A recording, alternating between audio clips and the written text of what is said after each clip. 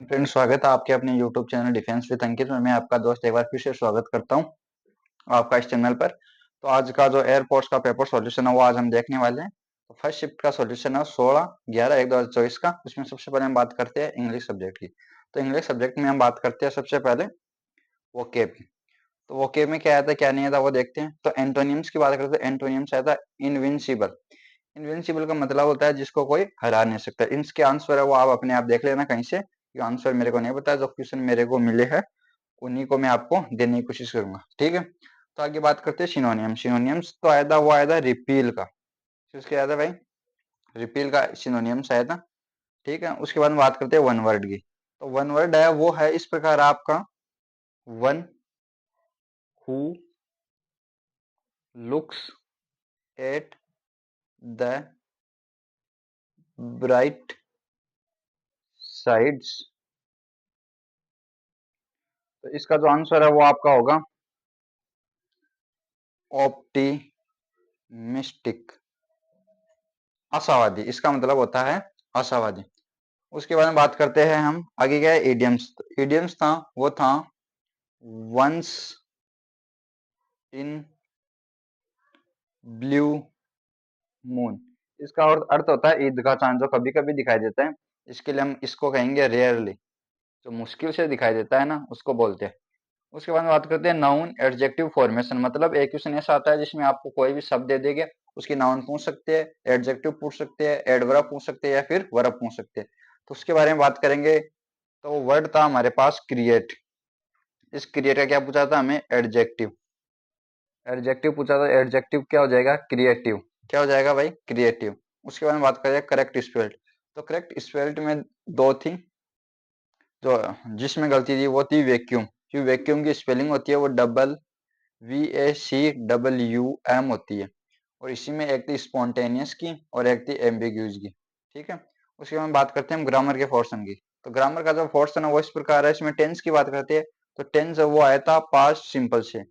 Past simple से इसमें आपको क्या पहचान दी गई थी? अगो। अगो या इसमें लास्ट या इन प्लस पास्ट टाइम आता है। तो लेकिन इसमें क्या दे रहे थे? अगो। तो इसमें आएगी वर्ब की सेकंड फॉर्म, ठीक है। उसके बाद इसमें आपको इस प्रकार से रिसीव्ड। तो इसमें आंसर आएगा received, head received, has received, इस प्रकार से। कंजक्शन की बात करते हुए कंजक्शन का एक्वेशन श्योर है वो आता ही आता है।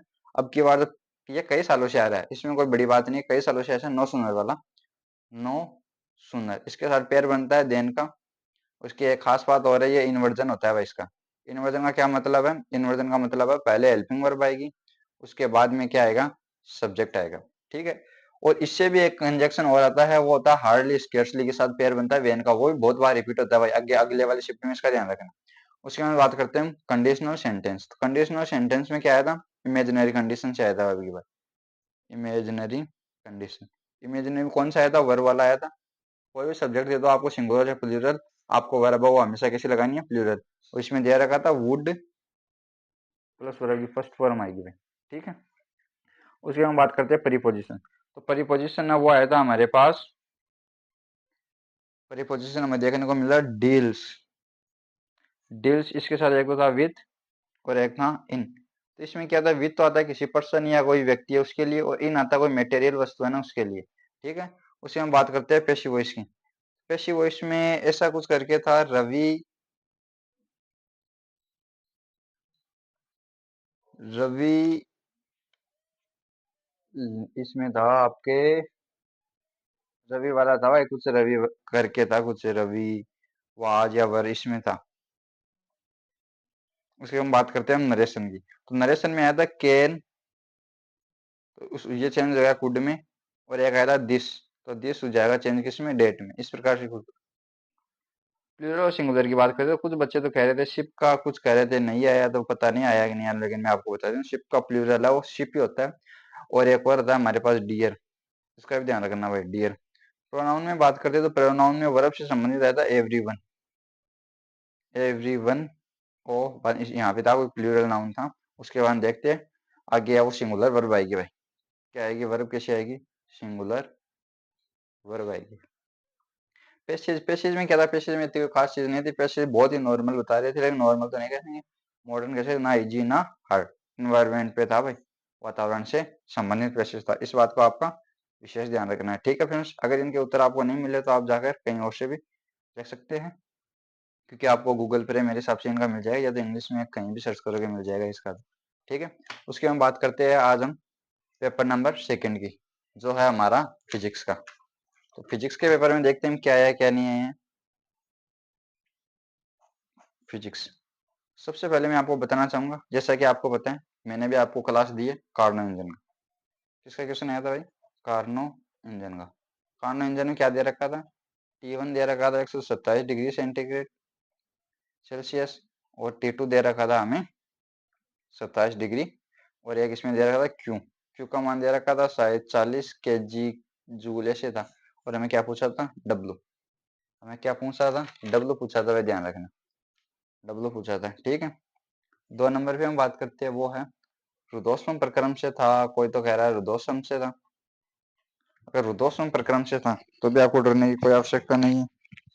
या कई कह रहे हैं चक्रीय प्रक्रम में। चक्रीय प्रक्रम में होगा तो आपको ये पता होना चाहिए चक्रीय प्रक्रम क्या होता है, कि जिस बिंदु से शुरू होता है वापस उसी पर आकर रुक जाता है। तो इसमें जो परिवर्तन है वो क्या होगा? 0 होगा। आंतरिक ऊर्जा में, ताप में कोई परिवर्तन नहीं होता है। जिसके कारण फर्स्ट लॉ है वो हमारे इस प्रकार से कार्य करेगा। इस प्रकार से बता रहे थे भाई। ठीक है, 3 नंबर क्वेश्चन है उसकी हम बात करेंगे। तो 3 नंबर क्वेश्चन है वो बता रहे थे किरचॉफ लॉ से। किसे बता रहे थे भाई? Kirchhoff law. Kirchhoff law first law से था भाई। इसमें क्या संरक्षित रहता है? तो आपको पता है इसमें क्या रहता है? चार्ज। चार्ज का मतलब आवेश, तो आवेश संरक्षण पर आधारित है भाई। और इसका सेकंड लॉ वो भी आप यहीं पे समझ लो, ये होता है ऊर्जा संरक्षण पे। किस पे होता है भाई? ऊर्जा संरक्षण पे होता है। ठीक है, उसके बाद बात करते हैं 4 नंबर क्वेश्चन पे। 4 नंबर क्वेश्चन था आपका, वो था वेलोसिटी। कौन सा? प्लेन स्केप वेलोसिटी से था। तो ये था √2gr, या इसका एक सूत्र होता है 2gm/r। अब इसमें देख लेना आपको क्या दे रखा था। द्रव्यमान से पूछा था, त्रिज्या से रिलेटेड कुछ पूछा था, वो आप देख लेना भाई। ठीक है, नंबर 5 पे बात करते हैं हम। नंबर 5 था वो था पृष्ठ तनाव। पृष्ठ तनाव, पृष्ठ तनाव से कोई खतन का था भाई, स्टेटमेंट था वो वगैरह वगैरह, उसमें देख लेना जो भी आप परीक्षा एग्जाम देके रहे थे। लेकिन पृष्ठ तनाव से संबंधित कोई क्वेश्चन था, सरफेस टेंशन से। और एक बल था एफ मैक्सिमम कुछ पूछा था, जिसमें या तो आपको हो सकता है अगर धारा दे रखी है या लंबाई है तो बिल साइन थीटा से। अगर ये नहीं था, अगर आपको चार्ज दे रखा है तो आपको आप साइन थीटा लगा सकते हो, जिसमें आपको थीटा बराबर 90 डिग्री दे रखा है। तो ये तो श्योर इन दोनों में से किसी का होगा। वो आपका डाटा किस प्रकार का दे रखा है उस पर निर्भर करता है। नंबर 7 पे बात करते हैं हम। वो था कोई हमें विस्थापन की समीकरण दे रखी थी। ऐसा मान के चलो आपको इस प्रकार t3t² प्लस 4t+3, और इसमें आपको पूछा था त्वरण। त्वरण होता है वो होता है dv/dt। इसका कहने का मतलब इसका 2 बार अवकलन करना पड़ेगा हमें। ठीक है, उसके बाद बात करते हैं क्वेश्चन नंबर 8 की। क्वेश्चन नंबर 8 में क्या था? विमा से संबंधित क्वेश्चन था भाई। मैंने आपको पहले भी कहा और आपके इस चैनल पे करवा भी रखा विमा से रिलेटेड क्वेश्चन। तो विमा किस प्रकार की आई थी? या तो आपको सीधे पूछेगा, 2-4 जो इंपॉर्टेंट है उसका मैं बता रहा हूँ, जैसे प्लांक कांस्टेंट है, कोणीय संवेग है, और शांता गुणांक है, गुरुत्वाकर्षण नियतांक है, विशिष्ट ऊष्मा है, आघूर्ण है। इससे संबंधित जो डायरेक्ट विमा है आपको पूछी जाएगी। लेकिन और जो नहीं पूछी जाएगी वो आपको बना के करनी पड़ेगी भाई। जिस प्रकार से यहाँ पे आया था, अक्स बराबर दे रखा था a sin² के टी, तो आपको पूछा था के की विमा। तो हमें पता है साइन थीटा होता है ये, तो के टी बराबर हम क्या कर लेंगे? थीटा। और यहाँ पे के बराबर क्या आ जाएगा? थीटा/टी। तो ये क्या होता है? विमाहीन। और ये हो जाएगा t−1, इसकी विमा यही होगी। ठीक है, अब क्वेश्चन नंबर 9 की बात करते हैं भाई। क्वेश्चन नंबर 9 में क्या है वो देखते हैं हम। क्वेश्चन नंबर 9 है वो इस प्रकार था।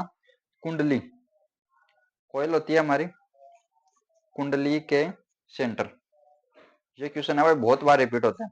ये हर एग्जाम में आता है, हर इंटेक में आता है। चाहे मान लो आप 4 दिन एग्जाम होती है तो 2 दिन तो मान के चलो लगभग एक पहले शिफ्ट में आएगा तो दूसरे दिन दूसरी शिफ्ट में आएगा। इस प्रकार से क्वेश्चन रिपीट होता रहता है कुंडली के सेंटर पे। तो इसका सूत्र होता है μ0 Ni/2r। चुंबकीय क्षेत्र है भाई। एन क्या है? फेरों की संख्या। म्यू आपको पता है आई है धारा, और आर क्या है? जो बीच की दूरी है, जो लंबाई वो दे रखी है। ठीक है, इस प्रकार से क्वेश्चन था। डाटा मेरे को नहीं पता है क्या थे क्या नहीं थे। उसके बाद करते हैं एक सूत्र था शक्ति से। तो P बराबर आपको पता है VI होता है, VI। तो इसमें आपको शक्ति तो दे रखी थी शायद 10 वाट, और V दे रखा था 50 वोल्ट। ये वाट है भाई, ये वोल्ट है, ठीक है। और आपको क्या पूछा था, आपको शायद धारा धारा पूछी थी, इस प्रकार से कुछ पूछा था, ठीक है। धारा आपको इससे निकाल लेनी है, क्योंकि आई बराबर हो जाएगा पी अपॉन वी से, ठीक है। उसके बाद बात करते हैं हम क्वेश्चन नंबर,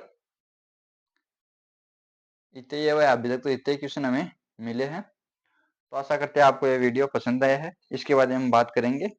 और अगर आपको ये वीडियो पसंद आया तो आपको चैनल को लाइक करना है, वीडियो को लाइक करना है, चैनल को सब्सक्राइब करना है और बेल आइकन को प्रेस करना है। उसके बाद बात करते हैं अगले वाले जो है मैथ से पहले हम बात कर लेते हैं रागा की, थोड़ी सी किसकी बात कर लेते हैं, रागा की। तो रागा में किस प्रकार के क्वेश्चन आए थे वो हम आपको बताएंगे। तो इसमें जो जीके में क्वेश्चन थे वो इस प्रकार के क्वेश्चन थे, जीके की बात कर रहा हूँ। पहला क्वेश्चन है, साहित्य अकादमी पुरस्कार, पहला साहित्य अकादमी पुरस्कार किसे मिला।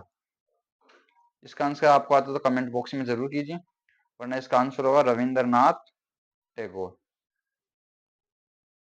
ठीक है। दूसरा हमारा क्वेश्चन था वो था फ्रांस के राष्ट्रपति, फ्रांस के प्रेसिडेंट से क्वेश्चन था भाई। अगर इनमें से किसी भी प्रकार के क्वेश्चन में आपको लगता है कि ये सही नहीं है तो आप कमेंट बॉक्स में बता सकते हैं। अगर वैल्यू ऊपर नीचे हो सकती है उसके लिए तो मैं आपसे माफी चाहता हूँ, ठीक है। और एक क्वेश्चन था वेद से संबंधित था, वेद में सामवेद, उसमें आपको शायद उपवेद पूछा था, इस प्रकार का क्वेश्चन था, उपवेद ही पूछा होगा, उपवेद के बारे में क्वेश्चन था। तो उपवेद के बारे में बात करते हैं, तो उपवेद होगा वो होगा गंधर्व, गंधर्व वेद। और अगर कुछ संगीत से संबंधित था तो उसमें संगीत होगा, संगीत से संबंधित है ये भी। नंबर 4 पे बात करते हैं हम, कुछ बता रहे थे लावणी, लावणी किस राज्य से संबंधित है, तो लावणी का हम बात करते हैं महाराष्ट्र से बता रहे हैं, ठीक है। नंबर 5 पे बात करते हैं हम कुतुबुद्दीन ऐबक, कुतुबुद्दीन ऐबक से संबंधित कुछ क्वेश्चन था, पता नहीं क्या क्वेश्चन था, शायद गुलाब वंश की स्थापना किसने की, इस प्रकार से क्वेश्चन होगा, कि किसके साथ युद्ध किया होगा इसने, इस प्रकार से क्वेश्चन होगा। क्वेश्चन नंबर 6 की बात करते हैं हम, तो वो था येन किसकी करेंसी है भाई, येन किस देश की करेंसी है, इस प्रकार से था, येन किस देश की करेंसी है। और नंबर 7 पे बात करते हैं वो था कि कौटिल्य है द्वारा लिखित पुस्तक का नाम, तो कौन सी पुस्तक लिखी थी, तो किसी भी बच्चे को पूछ लेंगे नवोदय वो भी बता देगा, क्या नाम था, अर्थशास्त्र, अर्थशास्त्र का, ठीक है। उसके बाद बात कर लेते हैं हम रीजनिंग की। तो रीजनिंग की जो क्वेश्चन है वो बहुत भारी होती है, जिसके कारण बच्चे बता नहीं पाते, क्योंकि थोड़ा बड़ा क्वेश्चन आता है। इसमें मैं टॉपिक बता देता हूँ, पहला टॉपिक है वो आपका रैंकिंग, रैंकिंग ये कुछ भी पूछ सकता है, मध्य में कौन सा बैठा था कौन सा नहीं बैठा था, इस प्रकार से। ब्लड रिलेशन, ब्लड रिलेशन से संबंधित क्वेश्चन था। आगे क्वेश्चन था भाई ये इंपॉर्टेंट है, जिस बच्चे ने ये अच्छे से कर लिया ना, उसके मान के चलो, और इंग्लिश में स्कोर कर लिया उसके मान के चलो, किसी में दिक्कत नहीं है। इसी एक के लिए चैप्टर के 4 से 5 क्वेश्चन आते हैं, वो भी लास्ट वाले। तो एक कौन सा चैप्टर है, ये है फिगर काउंटिंग, या वो आकृति वाला आता है ना, आकृति लास्ट में जो 90 डिग्री घूमता है, इस प्रकार से दिए रखे होते हैं,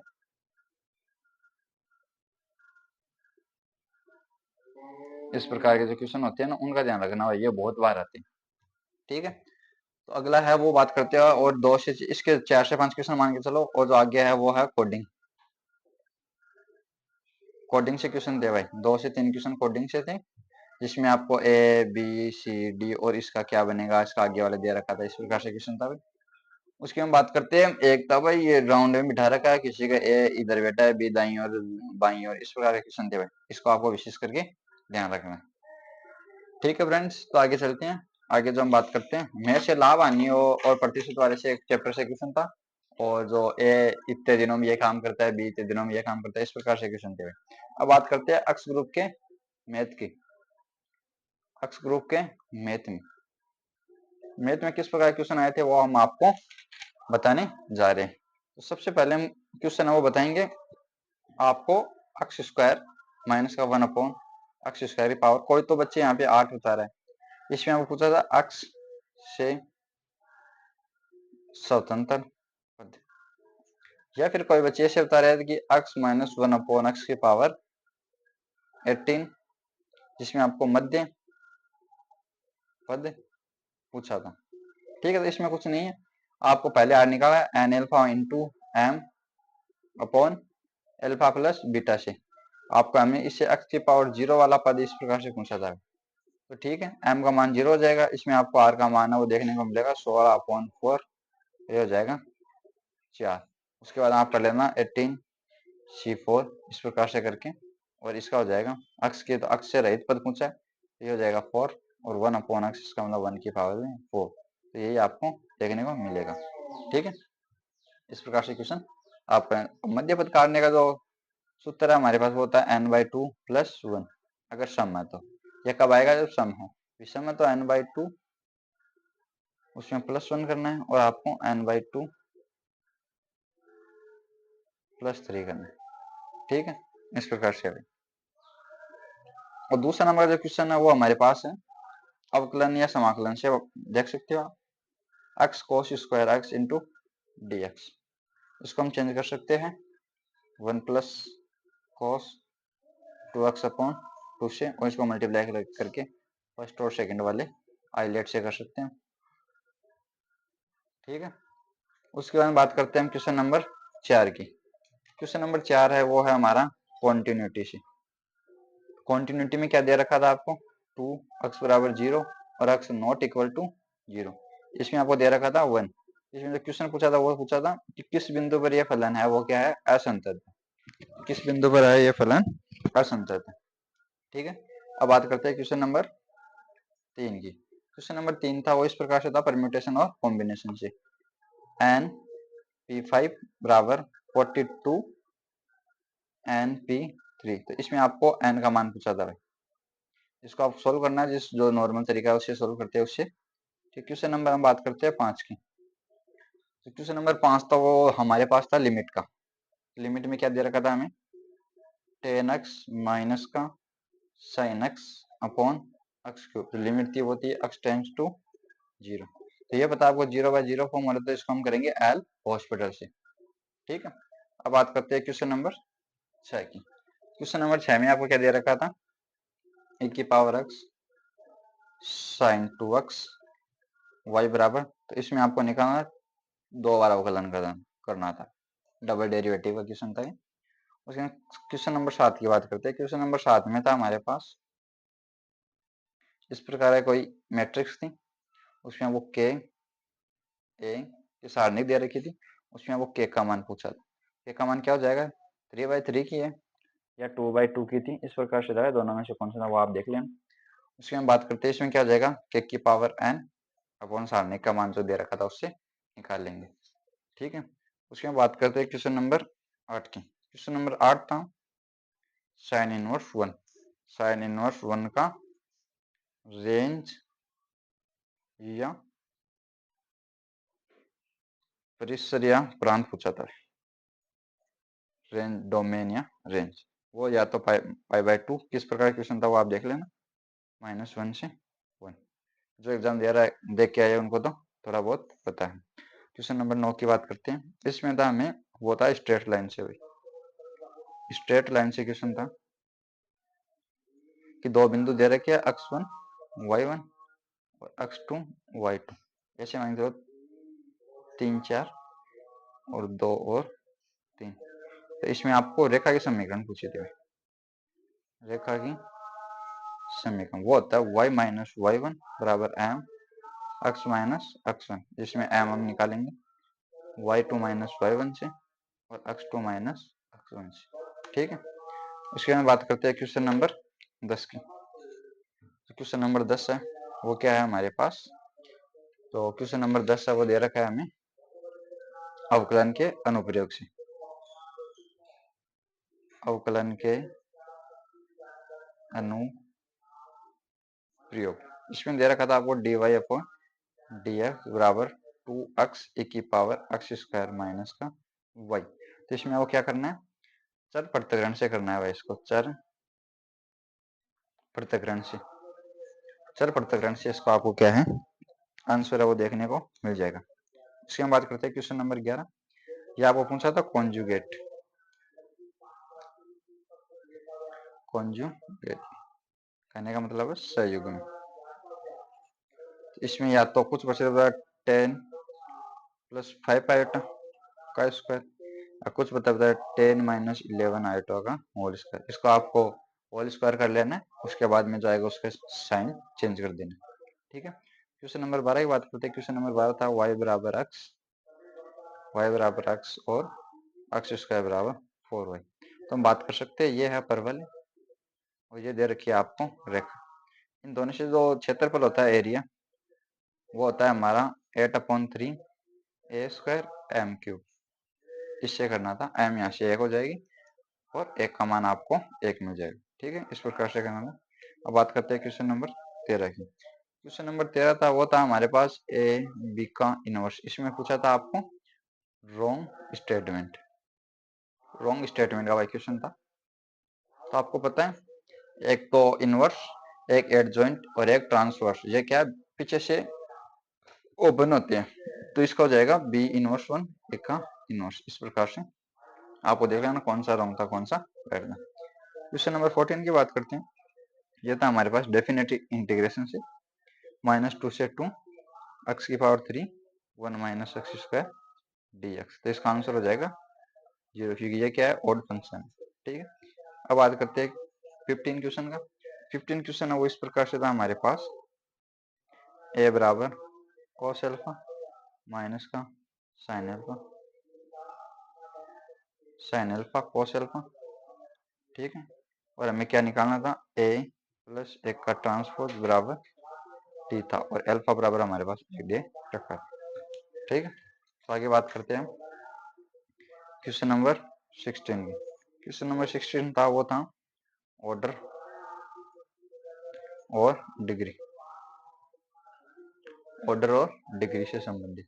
ठीक है, क्वेश्चन नंबर 18 में क्वेश्चन था वो हमारे पास इस प्रकार था डी की power 4y upon d x की पावर 4 की power 3/5 plus 2 d y upon d x minus का 3 बराबर 0। तो इसमें क्या करना है आपको इधर 5 से मल्टीप्लाई करके जो भी आता है वो हो जाएगा। इधर भी आपको क्या करना है 5 से मल्टीप्लाई करना है, तो इसकी ऑर्डर और डिग्री है वो आप ज्ञात कर सकते हैं।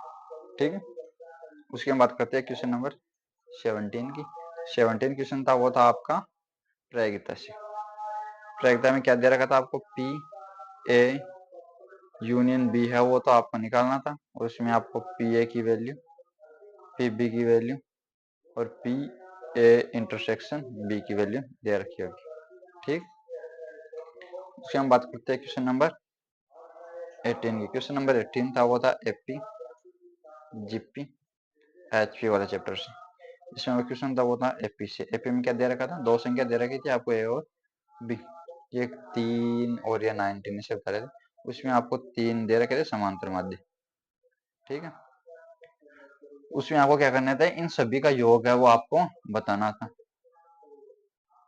ठीक है, तो मान लो इसका निकाला तो इसमें कितने हो गए, इधर इधर हो गए 3 और इधर हो गया 1, तो 1:3 हो गया। तो इसको निकालने का तरीका क्या है, तो a1 बराबर हम निकालेंगे 3a प्लस का 1 अपॉन a प्लस बी। इस प्रकार से जो भी आंसर आता है उसको रख लो, a2 निकाल लो, a3 निकाल लो, उन सबको बाद में जोड़ देना। ठीक है, ये था क्वेश्चन नंबर 18।